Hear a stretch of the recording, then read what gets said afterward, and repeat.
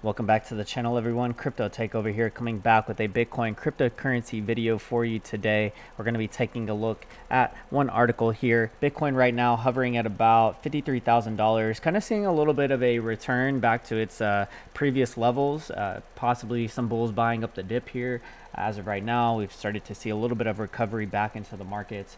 So let's see what we got here in our articles today. We got a ETF possibly wanting to be approved, looking to launch Fidelity, maybe looking to launch an ETF here in the near term future. We've been hearing about an ETF in the works for a long time. Is it going to happen? We'll take a look at this chart or at this article and then jump on over into the charts and get to see what's going on over there. So let's go ahead and cue that intro and get started here, folks. All right, hopefully there's not too much background noise right now, but let's see here. Fidelity Investments has announced plans to launch an exchange-traded fund ETF that tracks the price of Bitcoin. FD Fund Management, a subsidiary of Fidelity, on Wednesday submitted on an S1 filing to the Securities and Exchange Commission (SEC) outlining its intention to financially back the ETF. This past year, the price of Bitcoin has jumped 687% to about $52,700. The ETF, called Wise Origin Bitcoin Trust, will track the cryptocurrency through the Fidelity Bitcoin Index, which takes spot prices from various Bitcoin markets, including popular exchanges. This is the latest move by Fidelity to bring cryptocurrencies to mainstream finance. The money manager previously experimented with mining cryptocurrency, allowed clients to donate digital assets to charities, and launched plans to store and trade Bitcoin for professional investors. However, the ETF still needs to be approved by the SEC, which previously rejected applications for the 9 Bitcoin ETFs in 2018. A regulatory previously argued that the market was not ready for an ETF yet, but last week the SEC acknowledged a Bitcoin ETF proposal from VanEck. So we've been hearing consistently about this for the last couple of years, all through the bear market of 2018 and further on. Is this going to happen, here in the near term future? That's yet to be determined. I'm not sure if it's going to happen this year or not. I think that if we still continue to have price rises, obviously that they're going to have to implement some type of ETF for bigger investors to get into this market. Fidelity, obviously, trading Bitcoin in and out for their customers as well, but maybe wanting to see if the SEC is ready for an ETF to possibly have the top 10 cryptocurrencies inside of one full ETF for investors, and to be able to have an easier way for them to get in and out of this market. This gives a little bit of a concern to some people that why are people going to be trading paper contracts, and it's not consistent with actually delivering the actual Bitcoin to consumers. They're just basically betting on the price. That's all. They're not really holding the actual tokens like some of the actual holders are. Obviously remember, not your keys, not your coins. And that's just a well-known said quote from the cryptocurrency community. But it goes to show that, I think I was watching a video the other day too of Colin Talks Crypto, and he had a really good point as to how the manipulation with Bitcoin could possibly be seeing the same type of route that gold took back in the late early, I guess, whenever gold they started to move to come off the gold standard, right? I believe maybe in the 1800s or so, but he talked basically that the manipulation with the gold prices, and how people were starting to turn in their gold to the banks because banks were writing IOUs for everyone and giving them paper money. But this is basically kind of the same type of structure that we're starting to see with Bitcoin too as well. If people are being given paper contracts with Bitcoin instead of actually holding the Bitcoin, and then this goes to show that the same type of manipulation can occur. So what is that going to mean for Bitcoin in the future? That's yet to be determined, but obviously if you're going to have people trade with paper contracts that not actually hold the actual tokens for exchanging on a regular basis, then I think that that's probably a different type of way that Satoshi wrote his white paper out to begin with.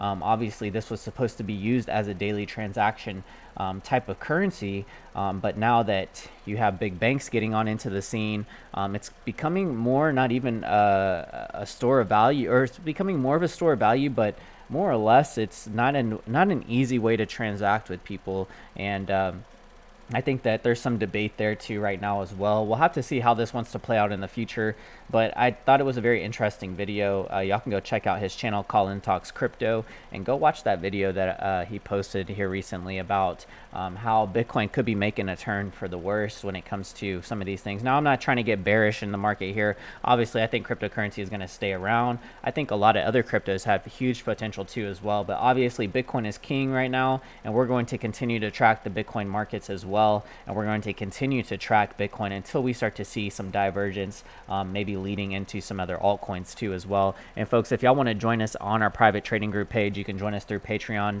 and pay with debit or credit card. Learn about some of those alts that we're getting into. I think that a lot of people overlook some of these altcoins that we are talking about inside of our private trading group. And hopefully later on, once some of these alts start to make some appearances, I'll start to do more videos on them as well. But I think that some people are just going to be overlooking some of these alts that we have our eye on inside of our private trading group, and that we're also dollar cost averaging into as well. And if you want to get that list, feel free to join us over there on our private trading group too as well. So folks, let's jump on over into the charts here and take a look and see what's happening. So taking a look at the Bitcoin market here, we're going to jump on over into the 3-day chart. So folks, we've been looking at the 3-day chart here. We've been kind of keeping a close eye on the 21 EMA.